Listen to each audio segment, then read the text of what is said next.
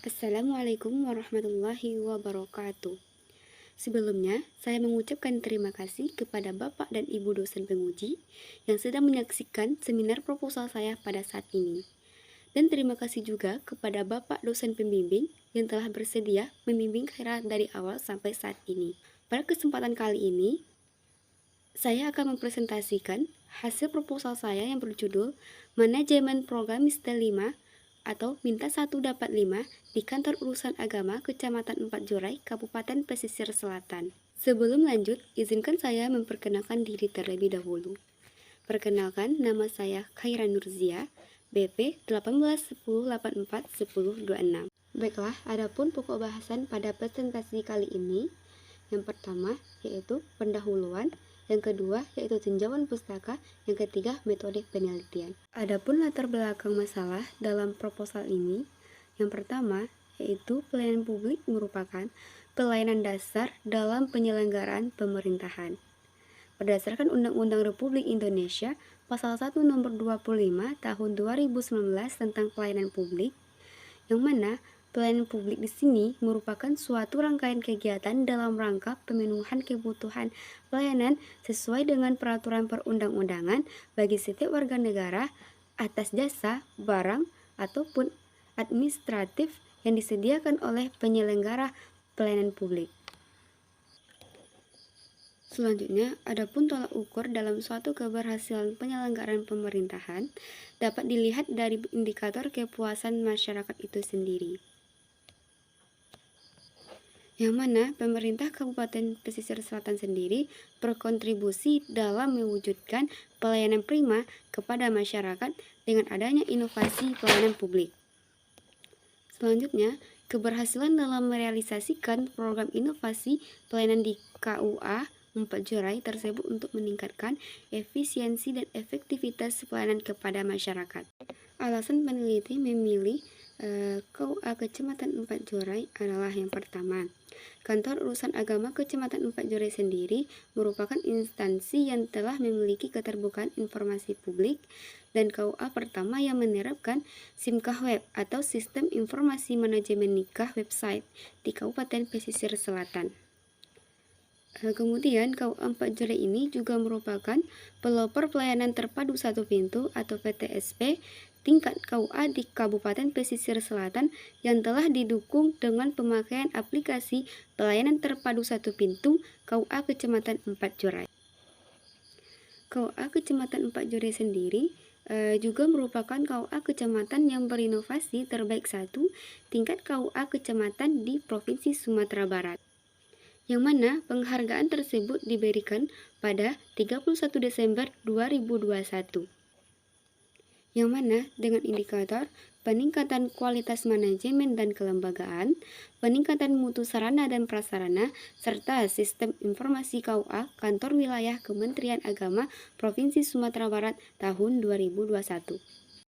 Selanjutnya, program Mister 5, yang mana merupakan program yang dilaksanakan oleh KUA Kecamatan yang bekerja sama dengan Disduk Capil dan Wali Nagari, di mana dengan nikah di KUA akan mendapatkan 5 output pelayanan, yaitu buku nikah, kartu nikah, sertifikat bimbingan perkawinan, KTP dan KK dengan status baru.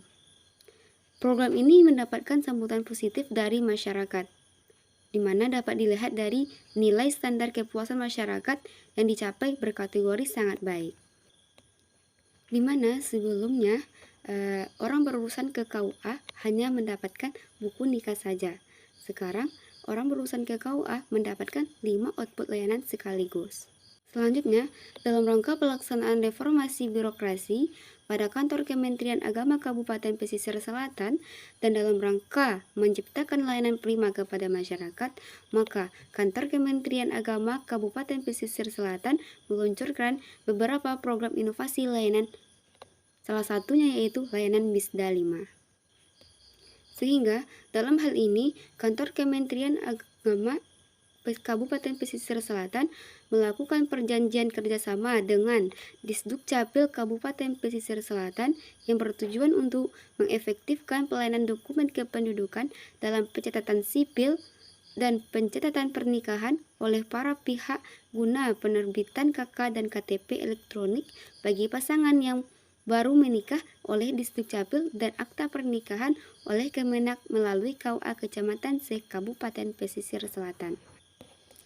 Untuk penerapan kartu nikah sendiri merupakan implikasi dari penerapan sistem informasi manajemen nikah berbasis website atau SIMKA Web, yang mana gunanya untuk meningkatkan pelayanan publik.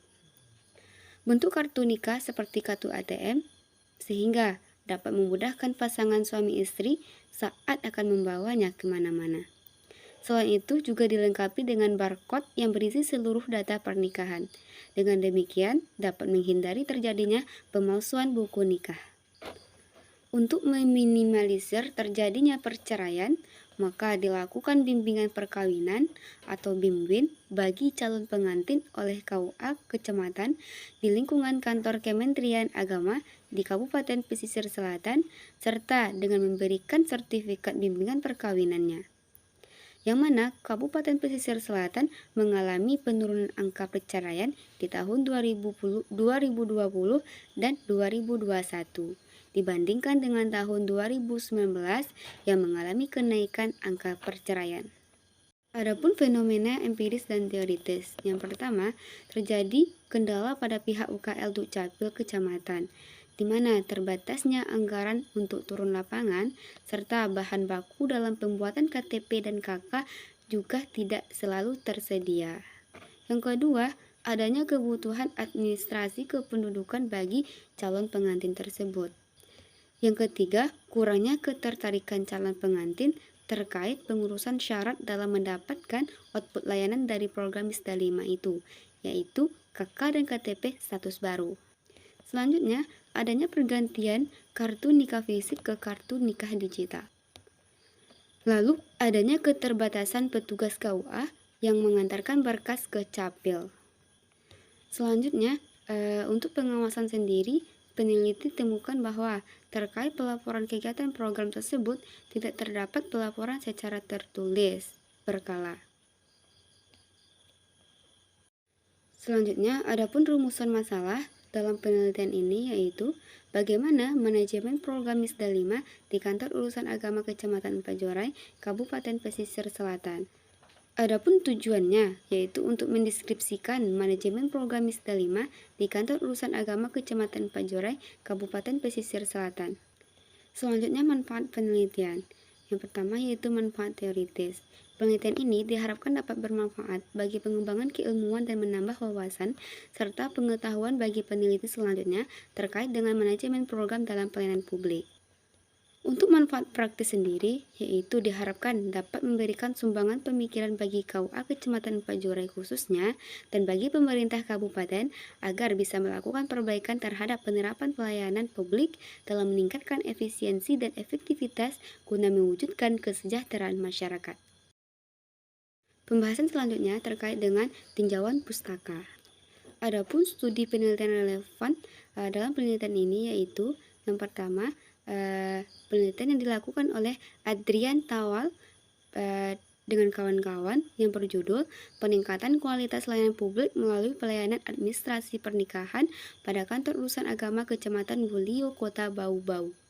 Selanjutnya, penelitian yang dilakukan oleh Alpinas yang berjudul Manajemen Program Penataan Administrasi oleh Dinas Kependudukan dan Pencatatan Sipil Kabupaten Padang Pariaman.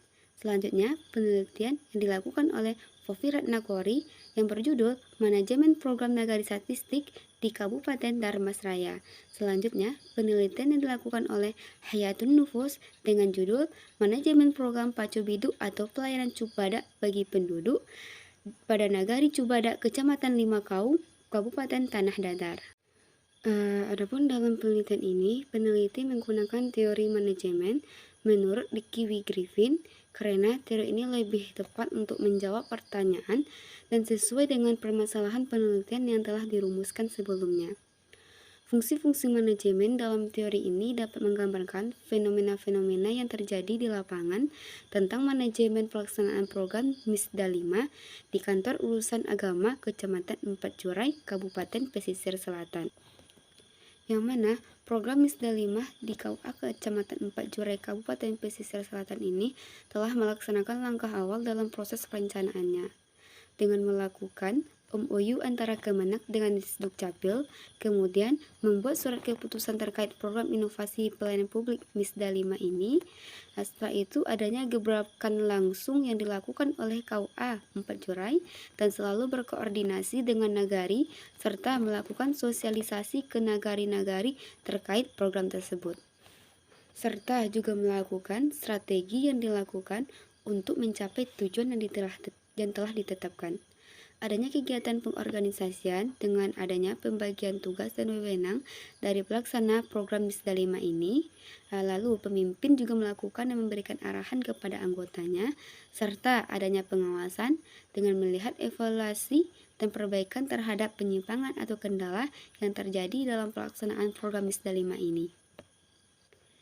Sehingga fungsi-fungsi manajemen menurut teori Kiwi Griffin ini dapat mengukur bagaimana manajemen program Misda 5 di KUA 4 Jurai Kabupaten Pesisir Selatan. Berikut skema pemikirannya. Selanjutnya definisi konsep.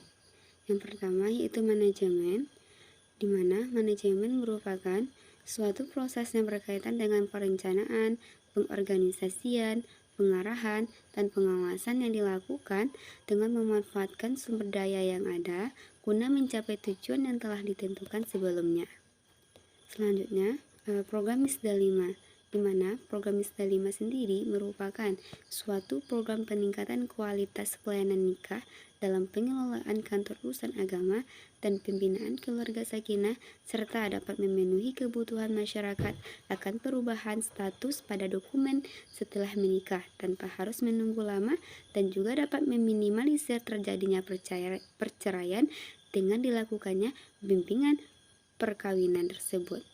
Adapun definisi operasional pada penelitian ini adalah yang mana memiliki 4 variabel, yaitu perencanaan, pengorganisasian, pengarahan, dan pengawasan.